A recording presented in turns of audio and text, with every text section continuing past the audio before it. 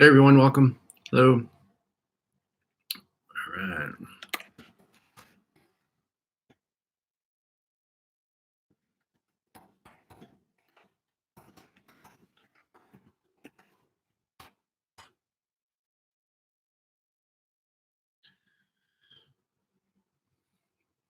All right. Start arriving. So just want to welcome everyone to the SJCS Town Hall. For those that are here early, as you drop in, be sure to in the chat box put your name in, who you are, and where you're from.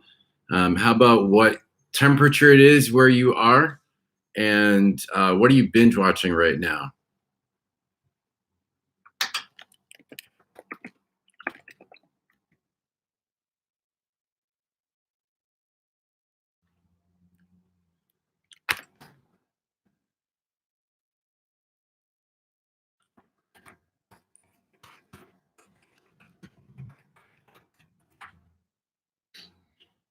Okay, and if there's someone here, I see 28 so far.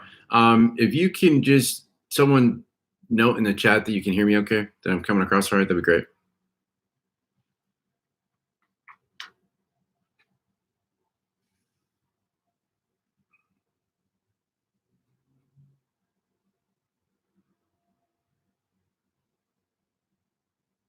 Cool, thanks, Ryan. And what are people binge watching right now? What are you enjoying?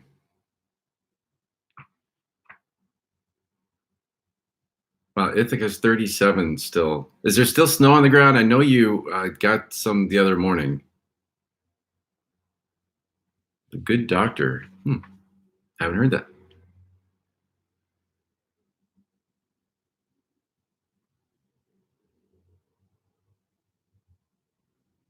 Law and Order and Snapped. Oh, that reminds me. Oh, I'm glad the snow melted.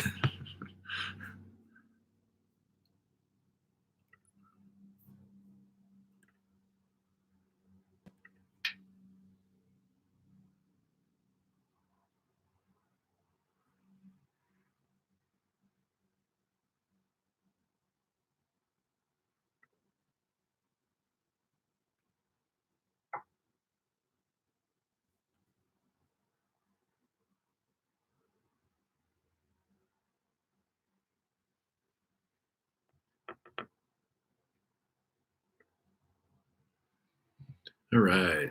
Oh, more on the way? Are you kidding me? Oh, 75. Dwayne, you're just rubbing it in at that point in time. Happy Friday, everyone.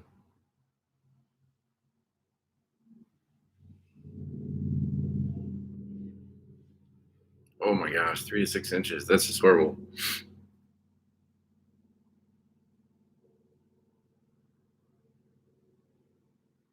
Okay, we'll give just another minute and then we'll get going.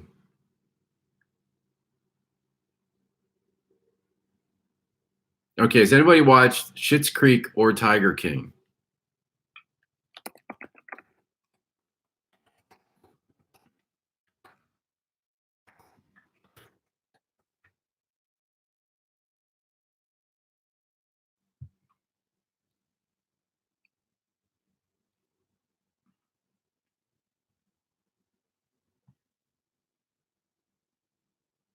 Must watch. They're good. I've always said Schitt's Creek reminds me of Harlan Morris.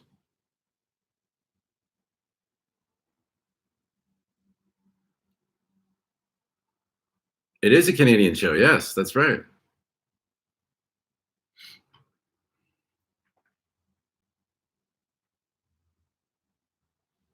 All right, 2:34. We'll give it just another minute or so.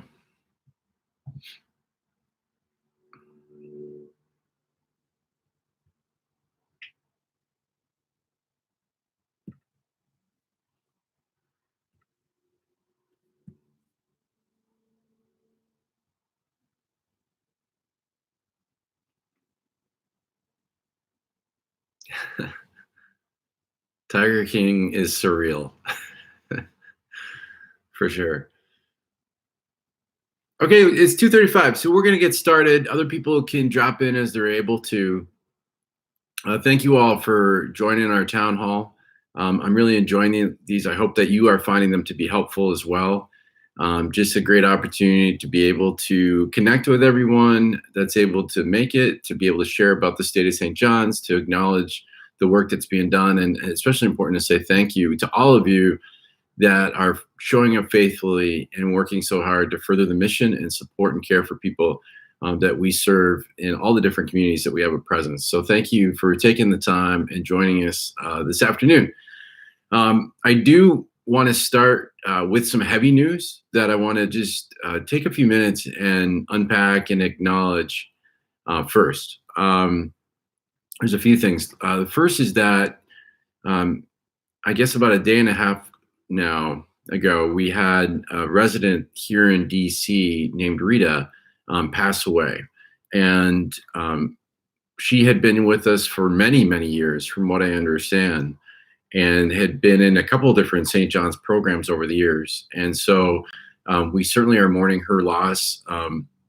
We do not know if it was COVID related. We don't believe it's COVID related or have evidence at this point that it's COVID related. But there were some underlying conditions that she had, and she went very suddenly, from what I understand. And so certainly our prayers are with her family, as well as the team members that were there when that happened and those that interacted with her regularly. Obviously, it's never easy for us to lose someone. And I just wanted to take a second and acknowledge that. Also wanted to acknowledge that we do have one other person that we support here in DC that has been hospitalized, or last I heard they were still in the hospital for the COVID virus. So they had tested positive and they were admitted. The staff acted very quickly and got them into the hospital quickly. And so because of that, my guess is that they're doing better because of the quick response of our team in addressing her immediate issues and getting her into the hospital. So, but she is in the hospital, so we need to be in prayer for her. I don't have a name to share with you for her, but just hold her up in your prayers and in your thoughts would be good. And then just last night, we also had someone that we provided emergency shelter for in Ithaca attempt to take their life in a very dramatic and shocking fashion. And they were staying at one of the hotels that we partner with. Unfortunately, the team from the hotel that was there were able to intervene and then help with the police and ultimately save this person's life. So it was incredible that happened. And so again, just a lot going on across St. John's. We've had two additional individuals or staff rather test positive. One of them I have permission to share their name. That's Laverne Eaton in DC. And then the other individual, other staff member, team member is also from DC as well. So just want to, again, be thinking about all these very real life things that are happening and people's lives being affected. And with that in mind, I wanted to acknowledge the fact, the heavy news and actions of the layoffs and furloughs that have happened in the last 48 hours, where close to 100 team members in this last round of layoffs and furloughs were laid off or furloughed, bringing our total to around 130 people so far, or about 10% of our workforce that's been impacted negatively and been furloughed or laid off as a result of the pandemic and our need to adapt to a decrease in revenue, a very dramatic decrease in revenue. As I said before, these decisions are never easy and they're never made lightly. But I also acknowledge that they are hardest on those impacted. Obviously, the individuals that are told they're not able to work with us for a period of time or indefinitely or at all in their families. And so I'm very sorry for those that have been impacted and have been laid off or furloughed. And I was hoping that we could just take a minute and just have a moment of silence for all of the aforementioned situations and just hold that in our hearts for a minute. So if you would, where you are, if you just take a minute, that would be wonderful. Thank you.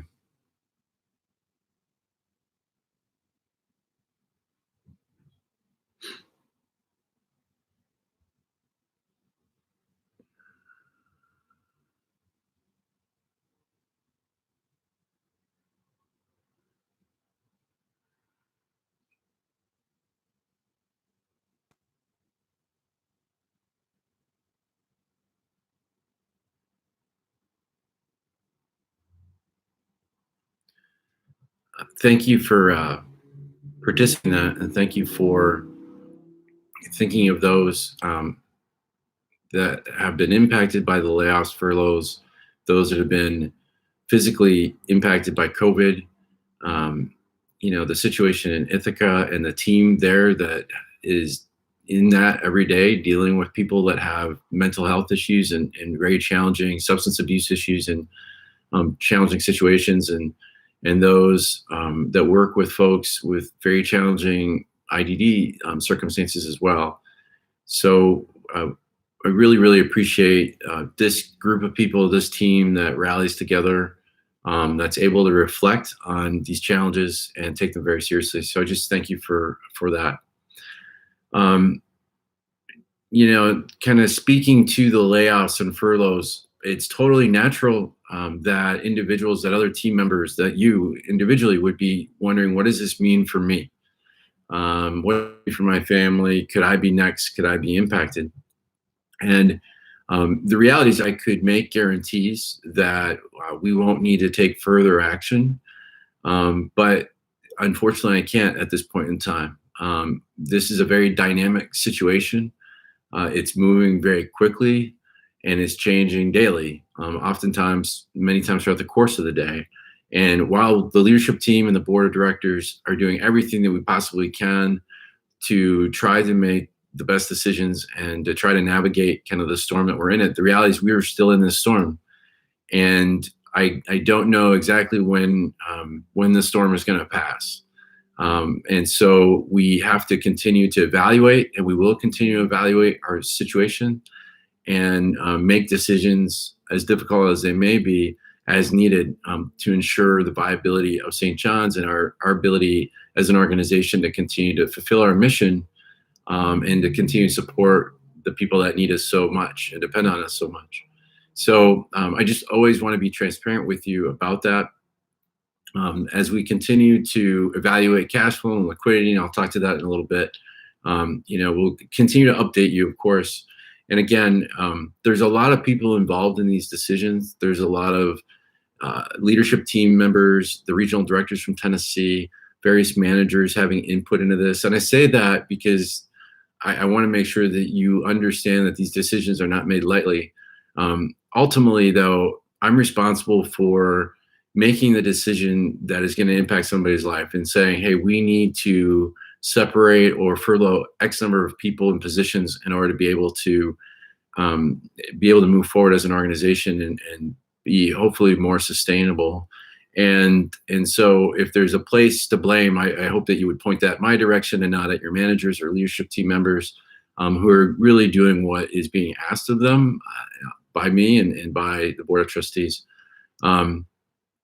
So I do have some better news that I want to also share and transition into and talk about some other things as well happening at St. John's to keep you posted. And again, if you have questions, please put them in the chat. We did have a couple questions coming through staffing.questions@sjcs.org. But please, if you have questions, and we'll have opportunity to get into those, please put them in the chat there if you would, or send them to the staffing.questions@sjcs.org email address. Ryan is monitoring that even as we speak, so we can pull those questions and then I can speak to them. So better news. If you do follow us on Facebook, you'll know that we are all celebrating that Tony was discharged Easter Sunday and is now at home recovering with Precious, where he should be and where she should be. And we are incredibly happy for that. And we are incredibly grateful for your prayers and your support for them through this time. If you had a chance to see the video of their reunion, you know just how touching it was to see that take place. So we're congratulating Tony on his recovering health and on defeating the COVID virus. And we are celebrating with both of them at being reunited. And this is the kind of hope that we have for our team members and for those that we support that may also be affected by COVID. We've had various people tested. A lot of people have been tested at this point in time. throughout the organization in various capacities, whether they were residents or whether they're staff. And fortunately, it hasn't been rampant throughout St. John's, but it has happened, and it's still a possibility. But we want to celebrate Tony's return, and we look forward to him joining us in a future town hall and possibly future interview at some point in time, just to hear about his experience as well. Also, good news, Harlan Morris has made it past the 2-week mark of its shelter in place. So it's gone about 10 days, or team members have shown symptoms of COVID, which is incredible. We did have one individual that was ill, to our knowledge, does not have COVID, and which is positive. He has some other issues that was treated for by a doctor. But the residents are doing well. The team members that have volunteered to shelter in place are all doing well. And actually today they were releasing some restrictions that inside the home. So as you know, shelter in place, we don't allow anybody in, anybody out. If somebody does leave, then they won't be able to come in until the all clear is given locally. But even within the retirement home, we really had locked things down and limited the amount of interaction people could have with each other. And so they were, for the most part, staying in their rooms. It was very challenging. And so Amanda and the team have started carefully easing back some of those restrictions and allowing a semblance of normalcy to start to return to Harlan Morris, although they still are sheltering in place and have plans to do so through the end of April at this point in time. So great job down there, Amanda and the rest of the team. With that in mind, we launched our very first video interview series called Champions in the Crisis. And you can see it on our website at www.sjcs.org. And our first interview is Amanda Newell, and she's going to have an opportunity to share her story about what's happening and how her and the team and the residents are managing during this time at Harlan Morris. So check that out. That's Champions in the Crisis, our new video series, which will be happening weekly at www.sjcs.org. And then today is also hashtag Frontline Friday. And if you check us out on Facebook right now, you will see that Cherie Young, staffing coordinator in DC, is our team member that we are highlighting. So check her out. It is well-deserved recognition. Cherie is doing everything she can to keep the operation. And so be sure to celebrate her and be sure to share Frontline Friday and give our frontline workers throughout the entire organization a lot of love. In the coming weeks, you'll see more people, direct support professionals. You'll see different house managers. You'll see a lot of different people will be highlighted on Frontline Friday. And we just want to keep bringing awareness to the people that are making our mission possible and making it happen in the midst of this crisis, which is incredible. So Cherie, thank you and congratulations.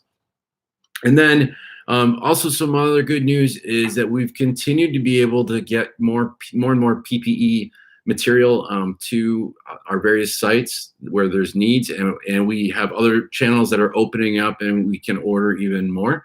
And so and some of those are varying degrees of protective material, obviously, for the situation, from gowns to masks, to shields, but we also are shipping out some cloth masks as well. And so I wanted to be able to show you what they look like. So if you'll bear with me for a second, I will try to give you an idea of what you will see coming your way at some point in time in the future, hopefully soon.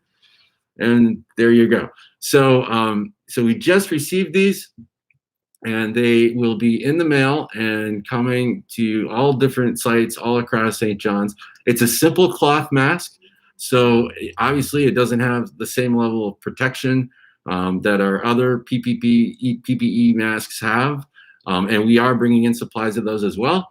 But these will also be helpful in lower risk situations where you can have the face covering that we've been asked to have, and yet at the same time, it's kind of cool. So hopefully you'll like those and you'll see them coming your way in the very near future.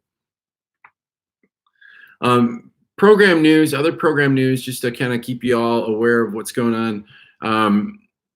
Shelter operations in Ithaca continue to be kind of in restricted mode. But they are impacting a lot of lives. I mean, just the other night, they helped coordinate shelter for 130 people, which is absolutely incredible. And again, they have between 12 and 15 people right now that stay on site physically at the emergency shelter with them. And these are individuals that have a very high level of need. And then during the day, they provide one-on-one individualized care for people that may not be staying in shelter, but then come to be able to like have personal needs met. And then in the evenings, they're coordinating with hotels that are partners of ours to be able to provide emergency shelter in hotels for that community. So that's pretty amazing what they are capable of doing. Last winter, if you not this past winter, but a year ago, the first year of operations, they hit record numbers, you know, ever before recorded in history there, where they at one point in time served 183 people one night for shelter. And so it's really incredible that now, year 2 of operations, now they've been hit by a pandemic and they're making their way and navigating through that. And so we're very grateful there. And then obviously in Tennessee and Virginia and DC, we're supporting hundreds of people from a residential standpoint with intellectual and developmental disabilities. And again, I just want to just say it is remarkable that for how prevalent COVID has been, we've had a remarkable number of few cases. I never want to say that can't grow and we can't see more, but it goes back to the safety precautions, the social distancing practices that people are using both personally when they're away from work and certainly when they are at work, and then the healthy restrictions that we put in place on visitation. In DC, they've actually gone into some shelter-in-place situations with some residential environments. So our team is amazing. I don't know how to put it any more than that. They are phenomenal in every state. And it's just incredible what's happening. Delaware, again, also, having residents that they're caring for in some very challenging situations and rising to the challenge to help meet the needs there. So I just, again, I'm so grateful for the good work, the amazing work that's happening in our incredible team. I want to take a couple moments here and just park on a couple staff questions that came in. They came in through staffing.questions@sjcs.org. So I'll do my best to answer them.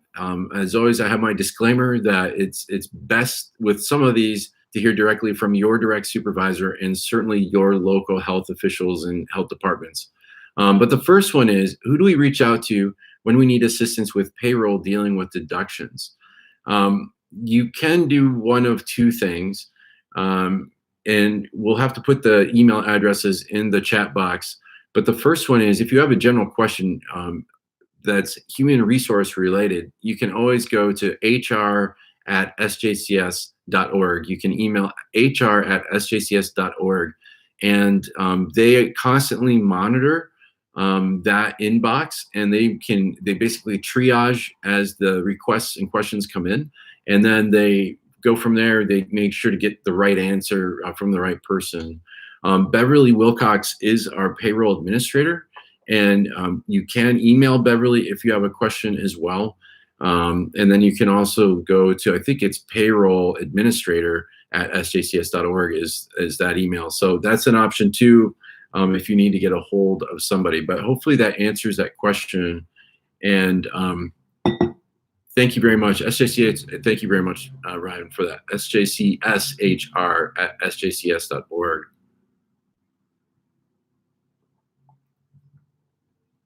Thank you, Ryan. That's very helpful. Thank you, Beverly. Question 2. This is a hypothetical question, but might be a reality. We all know that contact tracing is the next step after someone tests positive. What is in place if someone tests positive and all staff have to be quarantined? So again, this is localized in the sense that even though there's consistency across every jurisdiction, we want to make sure that you're following the governing local protocols that are in place. From a policy standpoint, it's our policy in practice that if we find out that either a person that we support or that a staff member has tested positive for COVID, then we're going to try to, as quickly as possible, kind of map out their steps and contact those other individuals and team members that may have been in contact with them. So that is happening in the situations that I mentioned earlier where we've had people test positive. So that is happening. If someone has to be placed in a quarantine, we are working through what will the exact protocol be for that. So we will put that up on the staff updates portion of the website, sjcs.org/staff updates. What would happen generally is, I want to be careful how I answer this.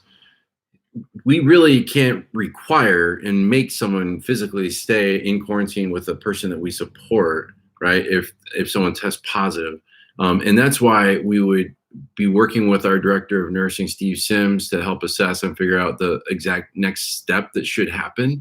But you would, in theory, if you were a person, like if I tested positive, then I'm going to have to self quarantine, which means I'm not going to be able to come to work for at least 14 days. And I'll have to come back to my place and self quarantine. So that could happen. And then there could be situations where what happens if you potentially have to self quarantine, but you don't want to put your family at risk. And so in those scenarios, I would encourage you to talk with your supervisors to see what, if any, arrangements can be made to support you in that process. And so in different communities, we may have different options. But so it's definitely worth that conversation. But we realize, obviously, this is a sensitive situation and topic, and a topic of concern, a genuine concern. So we want to help in whatever way we can. And so we'll try to provide the guidance that we can to you on a case-by-case situation. Let's see. Okay. That's all the other questions that came into the inbox. I haven't seen any hit the chat box. Feel free to drop those in and I can pick them up as we go. I do want to just touch on, I mentioned kind of our program news. I do want to just touch on where do we stand, from a finance standpoint. How are we doing with cash flow and liquidity? So we are stable currently in the sense that our liquidity hasn't changed dramatically in the last week. We still have access to amounts on our line of credit. We still have an operational cash reserve, which we are obviously desperately trying to preserve. We haven't had to liquidate assets yet in our portfolio further. But we do project, we use a tool, which is a cash flow and liquidity forecasting tool. And it basically takes all of our bills, every single one of them, and it takes all of our revenue streams from the different funders and basically maps them out literally on a day by day by day by day basis. And we project that out. And we review that every week. And then the accounting team is regularly updating that. And so we could see additions of that 2 to 3 times a week as necessary. And as we forecast out, we know that we've got some situations coming up at the end of April that are going to cause us to have to use some of our line of credit and or cash reserves. And then as we get into middle of May, the situation gets more challenging as well.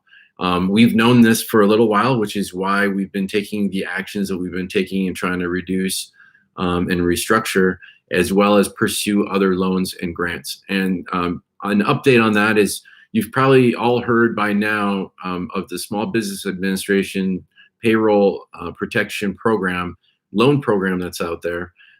We did put in 3 applications for that program with our bank, which is Truist Bank, formerly SunTrust. And we are in the process really now of waiting. George and Sherry and Rich have uploaded all the information that's been asked of us.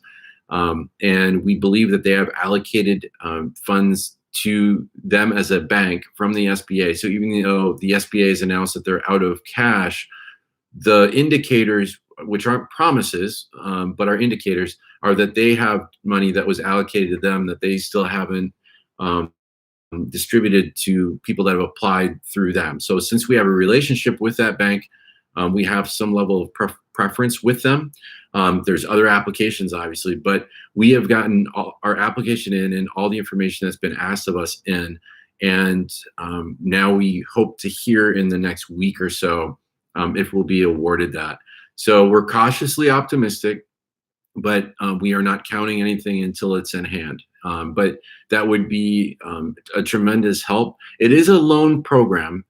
We could literally get millions of dollars, like a few $1,000,000 could potentially be released to us, but it's a loan program that also has to be paid back within 2 years. So there's some challenges that come with the program.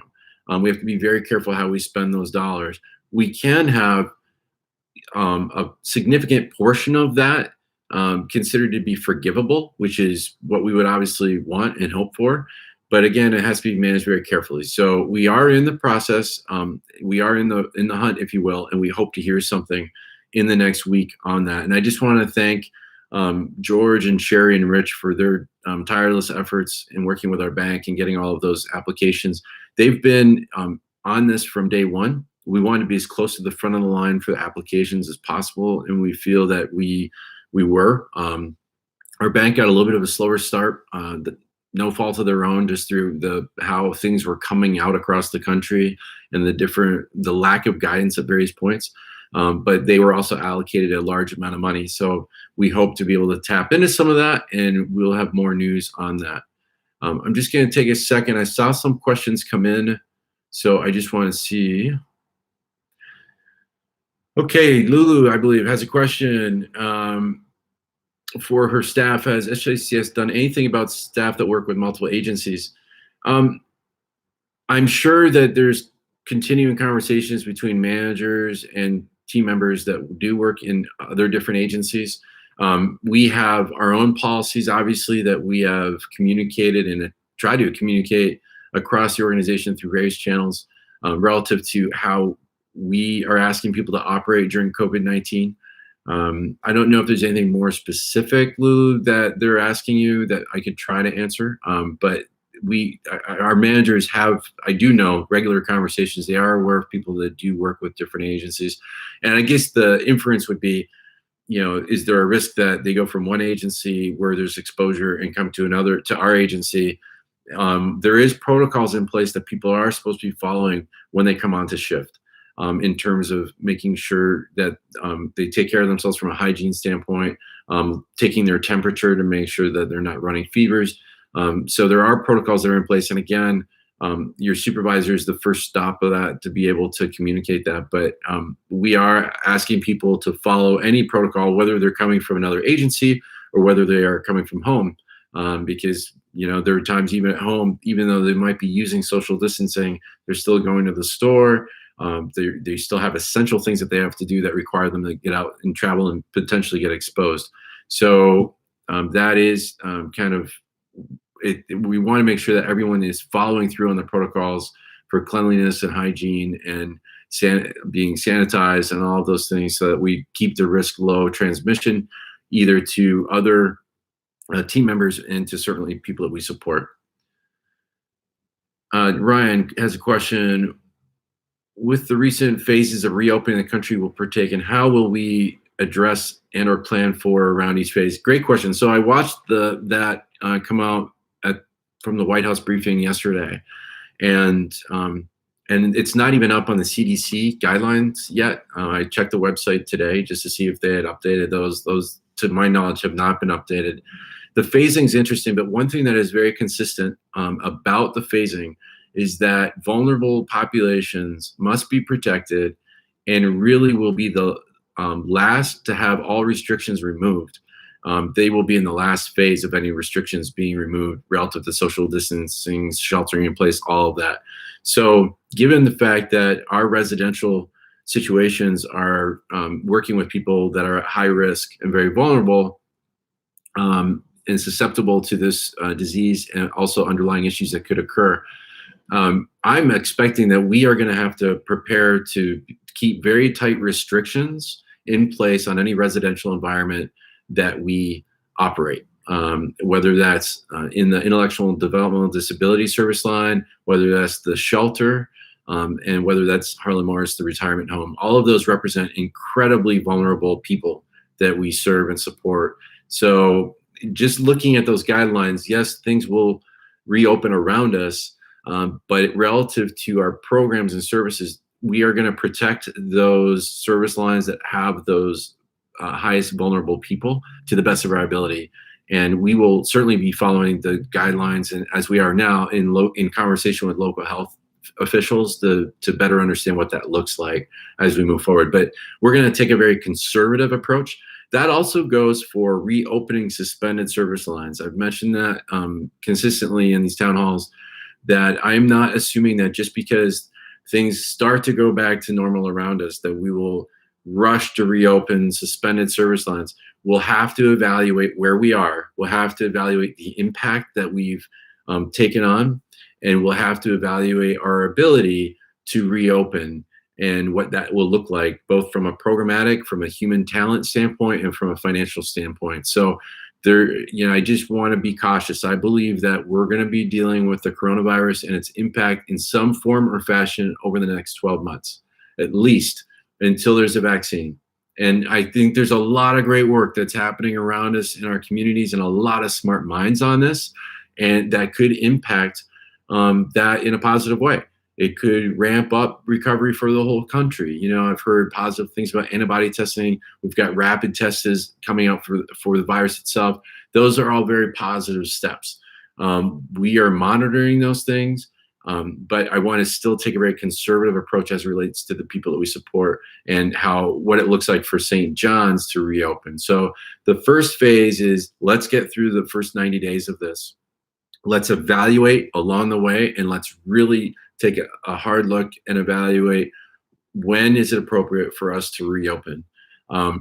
Does it make sense to reopen certain service lines right away? Because if we do, and then we have a reemergence a month later, 2 months later, the virus, and then we go through all this all over again. And I want to avoid that, right? So again, we have a lot of people talking about this. This is a regular, ongoing weekly discussion with the Finance Committee, with the Board of Trustees.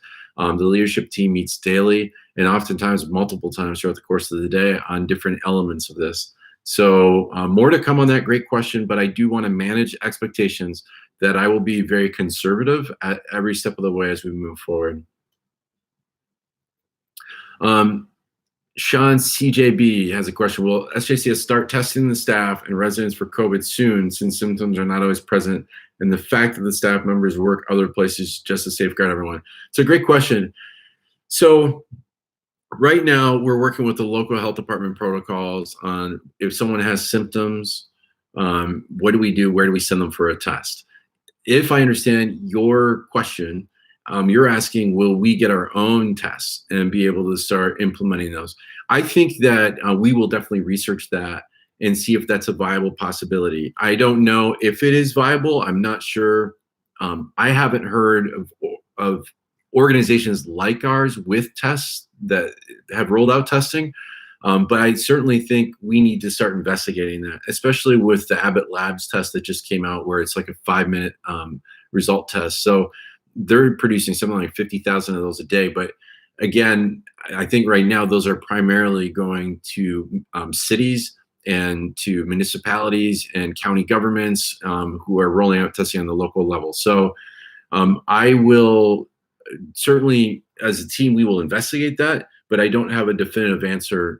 But we will begin investigating whether or not we can actually get access to tests as an organization in this space and be able to implement them. Okay. Yeah, so Rich is kind of chiming in and saying what I was saying, that we've been informed that testing is directed by either the health department or physicians and have not yet been available based on job locations. So thank you, Rich, for that.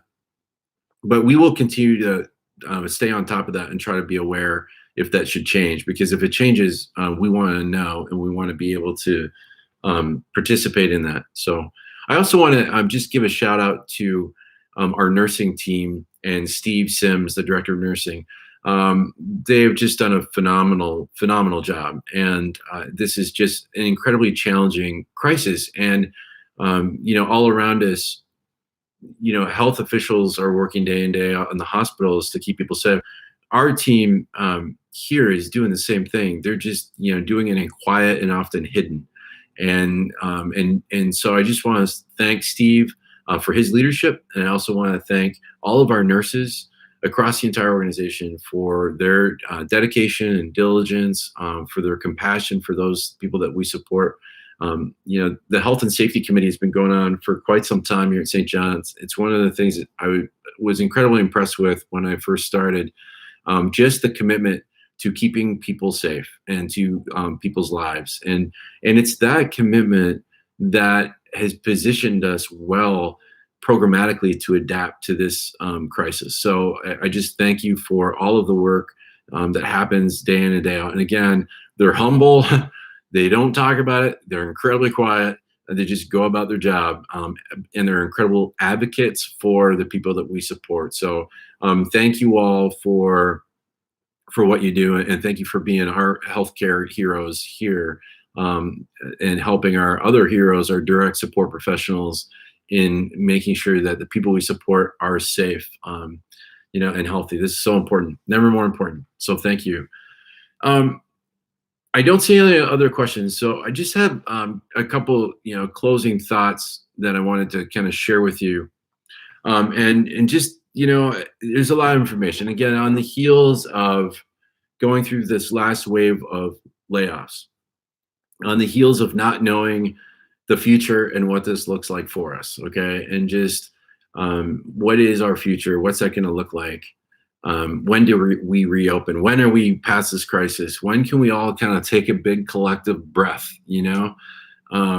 Realizing that this is stressful for everybody involved. And so, one of the things I want to do is just share with you. I read this book some years ago, and I've always kept it as a reference anytime I've been in an organization that's been experiencing challenge.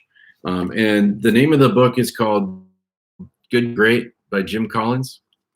It was written a number of years ago, and it's kind of a book that Jim Collins wrote where he did research on a bunch of businesses all around the world, and particularly in the US, and what was the difference in good businesses and great ones. So that was the basic theme of the book. But one of the things that he says, he has a whole chapter in here about one element of what makes organizations great, and the name of the chapter and the name of the principle, but the name of the chapter is confront the brutal facts, yet never lose faith. Confront the brutal facts, yet never lose faith. And there's actually a quote here, and Kwaku would appreciate this. It's a quote by Winston Churchill. There's no worse mistake in public leadership than to hold out false hopes soon to be swept away. But in this chapter, there is a story. And as they were studying these different companies and looking at ones that had to overcome tremendous adversity and potential closure and, all these challenges that these companies had to face, they also came across the story of this admiral, and they ended up coining what they called the Stockdale paradox.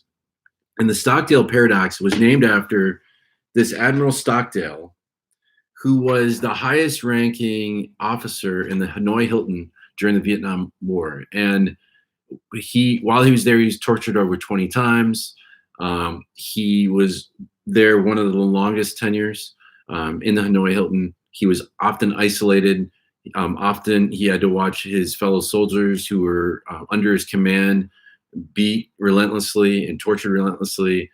He underwent that and was in solitary confinement for a long time. And so, and so Jim Collins, the author of the book, interviewed at one point in time as he was putting together kind of this part of the whole story. And they were going for a walk, and Collins himself was doing all this research on these companies, and he was getting kind of depressed, kind of doing this, just all these stories of challenges and adversity, and how did people do it? And then he read the story of Admiral Stockdale, and he's like, "Oh my gosh, like how did you not lose faith in the midst of this?" And so, he went to interview him, and what he just like, how did you manage through this incredible period of adversity and hell, frankly, when you didn't know the end of the story? And Admiral Stockdale's response was, "I never lost faith in the end of the story.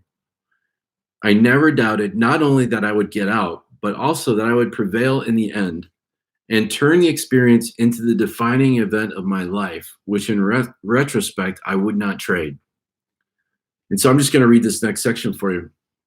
So this is Jim Collins writing here. He's like, "I didn't say anything for many minutes, and we continued the slow walk toward the faculty club, Stockdale limping and arc swinging his stiff leg that had never fully recovered from repeated torture. Finally, after about 100 meters of silence, I asked, 'Who didn't make it out?' 'Oh, that's easy,' he said. 'The optimists.' 'The optimists? I don't understand,' I said, now completely confused given what he'd said 100 meters earlier. 'The optimists? Oh, they were the ones who said, we're going to be out by Christmas. And Christmas would come and Christmas would go. Then they'd say, we're going to be out by Easter. And Easter would come and Easter would go. And then Thanksgiving. And then it would be Christmas again. And they died of a broken heart.' Another long pause and more walking.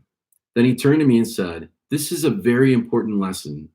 You must never confuse faith that you will prevail in the end, which you can never afford to lose, with the discipline to confront the most brutal facts of your current reality, whatever they might be.'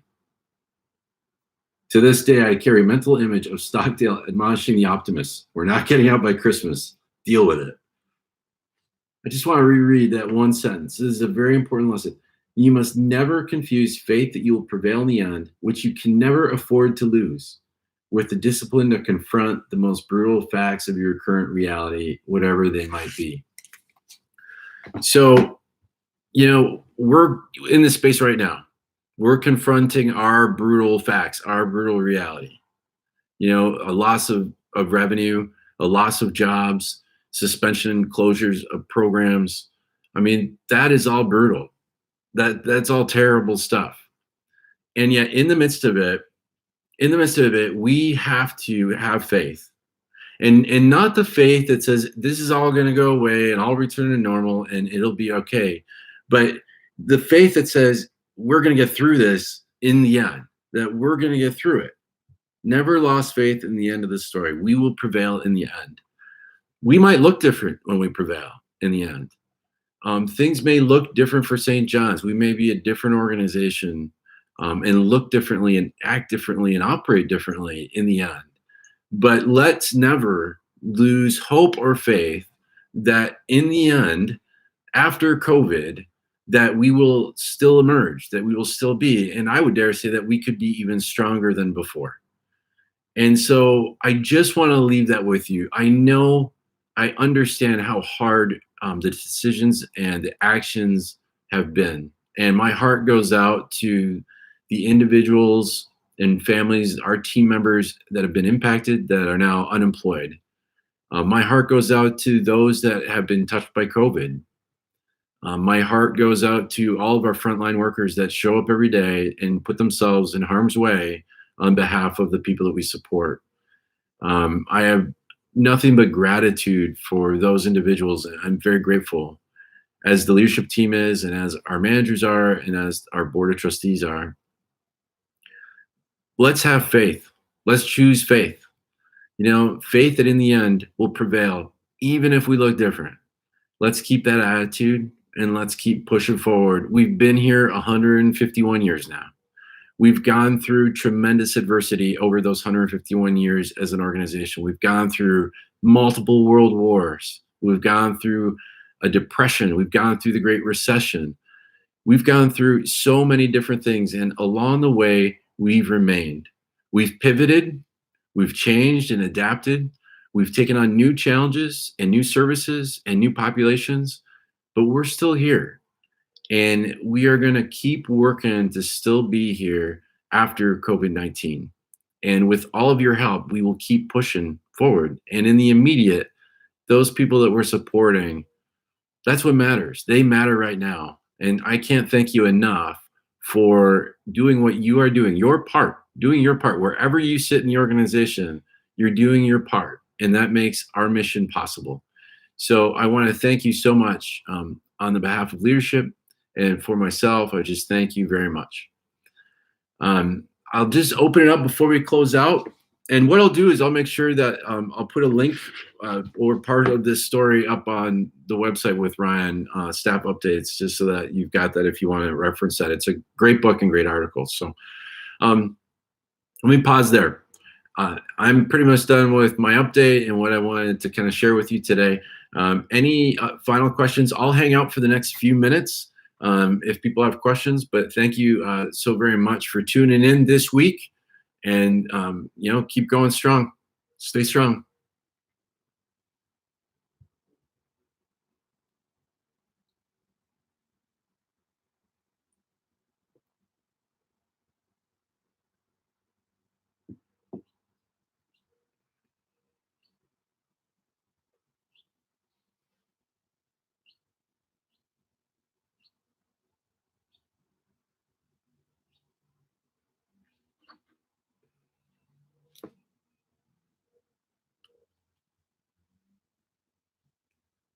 You're all very welcome. My pleasure. It's my honor. Thank you.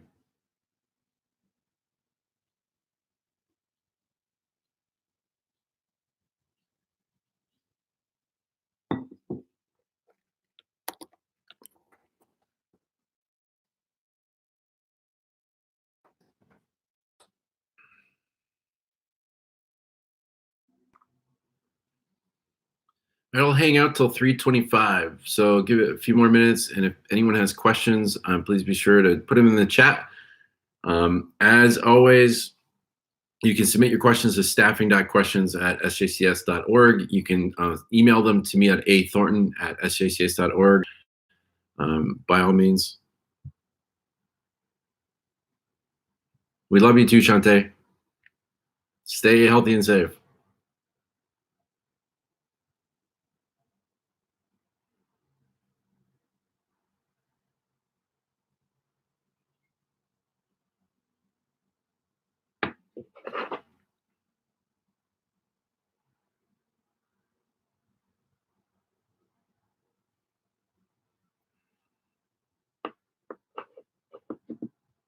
Yes, have a great weekend, Wanda, as well. Enjoy time with your loved ones, even if it's by Zoom, especially if it's by Zoom.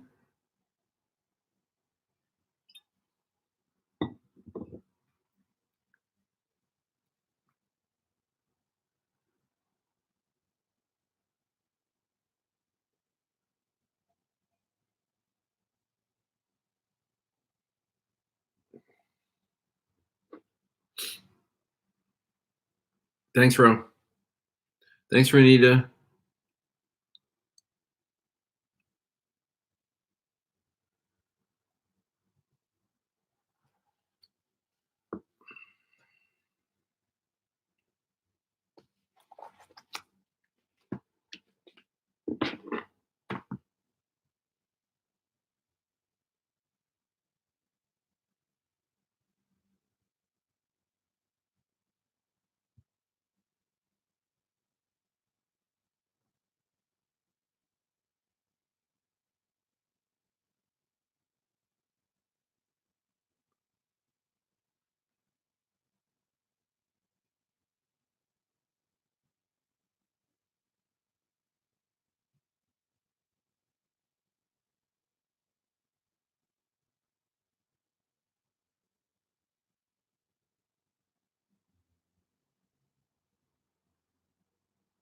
Take care, Dwayne.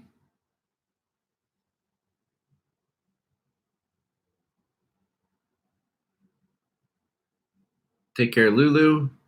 Take care, Deborah. Have a good weekend. Dion, take care. Beverly, have a great weekend. Tony, have an awesome weekend. All right, everyone, I'm signing off. Take care. Stay safe. Stay healthy. Be well.